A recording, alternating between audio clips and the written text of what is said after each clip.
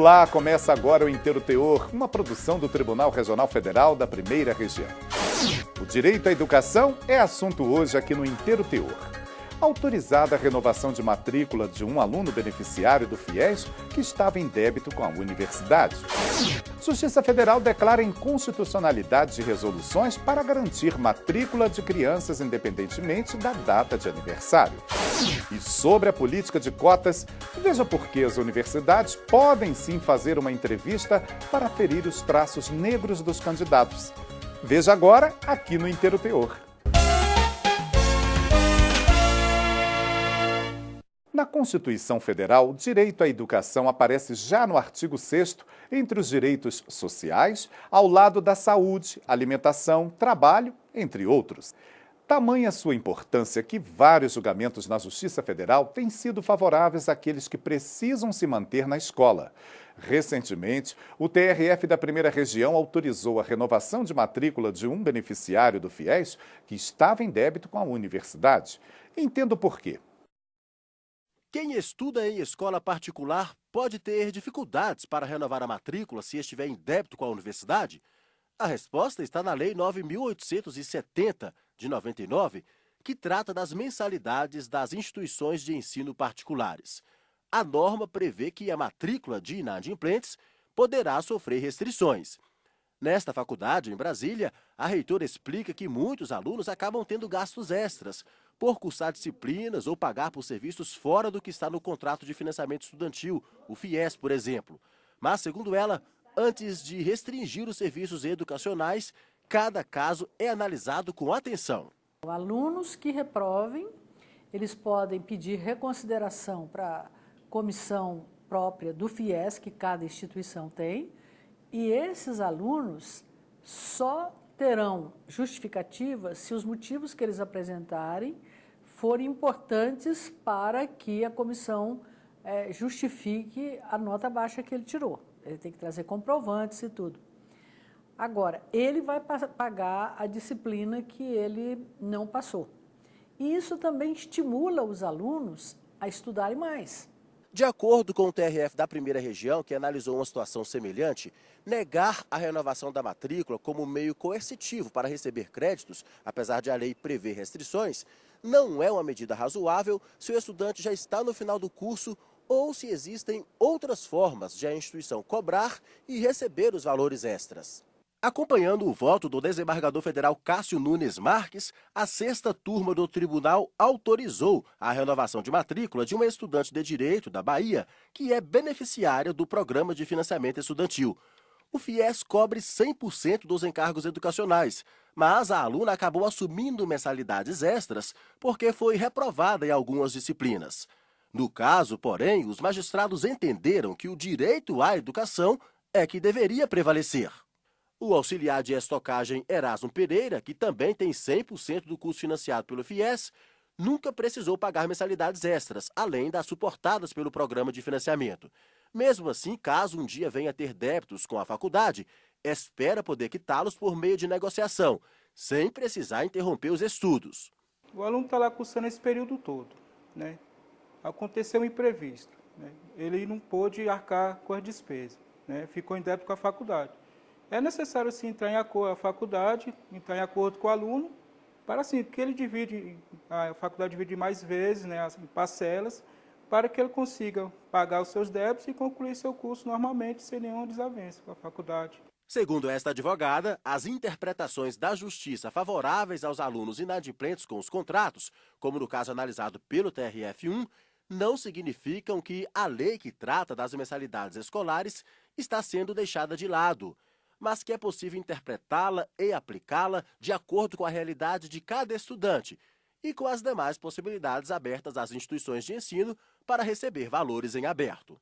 Existe, sim, a legislação que permite à instituição de ensino a vedar a renovação de matrícula, mas a jurisprudência está relativizando a interpretação dessa lei, analisando caso a caso, porque tem alunos que estão já no final do período da faculdade. Existe a lei do FIES que proíbe cortar a mensalidade, né, vedar a renovação da mensalidade. Então, a jurisprudência está tentando relativizar essa interpretação para favorecer também o aluno, porque o bem principal a ser tutelado é a educação. Agora o assunto envolve a política de cotas nas universidades. Faltar a entrevista para a aferição de traços negros em vestibular pelo sistema de cotas pode desclassificar o candidato. O TRF da Primeira Região decidiu que essa entrevista não pode ser dispensada se consta no edital. O acesso às universidades públicas pelo sistema de cotas é condicionado ao cumprimento de diversas regras. No caso das cotas para negros, vários editais prevêem, dentre outros requisitos, a realização de uma entrevista para aferição da cor e raça que o candidato assumiu possuir no ato da inscrição. O problema é que, apesar de esta exigência da entrevista constar na maior parte dos editais, muita gente acaba questionando a legalidade desta previsão.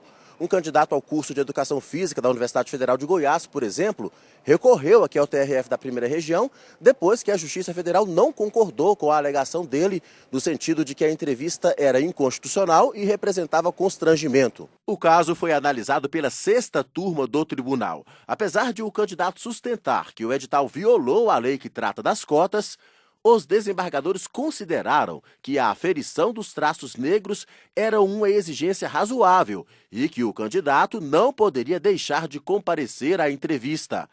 O relator, desembargador federal Giraí Arame Guerian, lembrou que o estudante foi desclassificado sumariamente porque descumpriu uma regra sobre a qual tinha conhecimento. Deixar de participar da avaliação, segundo o desembargador, significaria desrespeitar os direitos de igualdade, já que outros candidatos também foram submetidos às mesmas regras e passaram pela entrevista. Esta especialista, ouvida por nossa reportagem, explica que os editais não podem extrapolar nas exigências. Mas, no caso da entrevista para a aferição dos traços negros, que justificarão o acesso do candidato à Universidade Federal pelo sistema de cotas, a medida visa justamente evitar que as condições especiais sejam burladas por estudantes que não se enquadram nas características do sistema. Toda política pública, principalmente essas de inclusão de minorias, elas têm que ser vigiadas, elas têm que ser controladas, fiscalizadas para que a política alcance o seu objetivo. Qual é o objetivo de uma política de cotas? Fazer com que negros ingressem ou na faculdade ou no serviço público. A entrevista não é para constranger ninguém, é para que realmente a política de cotas seja implementada para quem é o beneficiário da política. A seguir, Justiça Federal de Mato Grosso declara inconstitucionalidade de 2 resoluções. O objetivo é garantir a matrícula de crianças independentemente da data de aniversário. É daqui a pouco.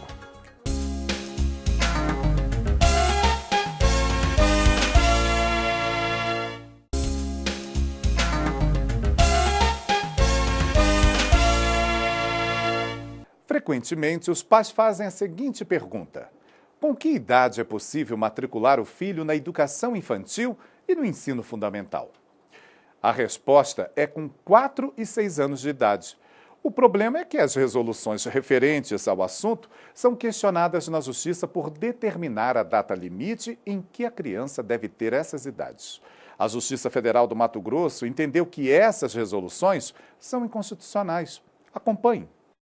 2 resoluções do Conselho Nacional de Educação de 2010 e uma de 2009 do Conselho Estadual de Educação de Mato Grosso prevêem que crianças que completam 4 e 6 anos, respectivamente, após 31 de março do ano letivo, não podem ser matriculadas no primeiro ano da educação infantil e do ensino fundamental. Mas essa questão foi discutida pela Justiça Federal de Mato Grosso, que declarou a inconstitucionalidade das normas. De acordo com a sentença, as resoluções discriminam as crianças ao presumir que elas não têm capacidade intelectual para entrar na turma, e os pequenos ficariam atrasados na escola e não conseguiriam iniciar o ensino superior aos 17 anos de idade. Tais fatos iriam de encontro ao que busca a Constituição Federal, que prevê o pleno acesso à educação aos brasileiros. Depois de declarar a inconstitucionalidade dos atos normativos, o juízo condenou a União e o Estado a afastar qualquer restrição quanto à data de aniversário para efetivar a matrícula dos estudantes no primeiro ano da educação infantil e no primeiro ano do ensino fundamental. A sentença surte efeitos em todo o Brasil e o descumprimento pode gerar multa no valor de até R$100 mil. O Inteiro Teor aborda agora a gestão no serviço público com o quadro Universidade Corporativa. Hoje, a professora da Fundação Getúlio Vargas, Rossana Pavanelli, explica que a colaboração externa da sociedade tem enorme potencial de inovar o trabalho. São os chamados modelos abertos ou colaborativos. Veja.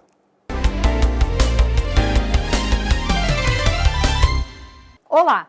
Hoje iremos falar a respeito dos novos modelos de negócio pautados em princípios de colaboração. Conforme já abordamos em outros programas, o conceito de economia colaborativa, de economia compartilhada, de common goods, common economy e open innovation não são novos. O que é relativamente recente, de tempos para cá, é o impacto dessa colaboração que adquiriu maior amplitude com a ascensão tecnológica. Essa colaboração pode ocorrer de muitos para um, de um para um, o chamado peer-to-peer, ou até mesmo seguindo o fluxo tradicionalmente observado na economia de mercado, que é, em geral, de um para muitos. Durante muitos anos, a IBM, um gigante do setor de tecnologia da informação, incentivou competições ao redor do mundo para identificar novas soluções que pudessem ser incorporadas pela organização.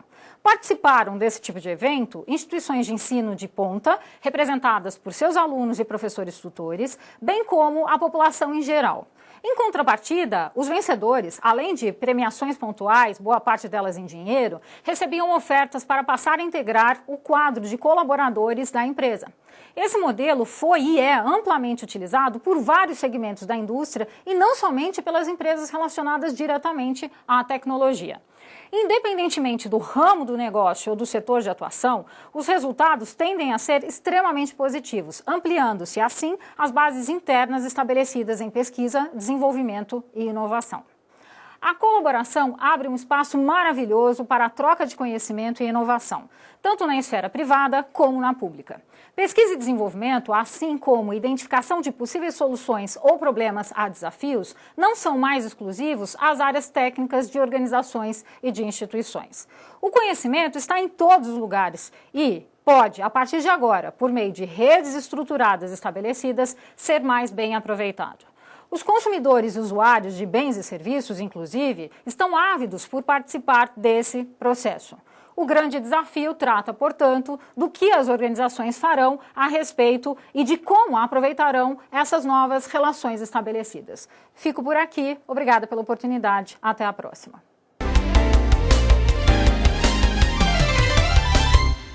E o Inteiro Teor, uma produção do Núcleo de Rádio e TV do Tribunal Regional Federal da Primeira Região, fica por aqui. Nosso programa está online no portal www.trf1.jus.br e também no nosso canal no YouTube. Até o próximo encontro. Tchau!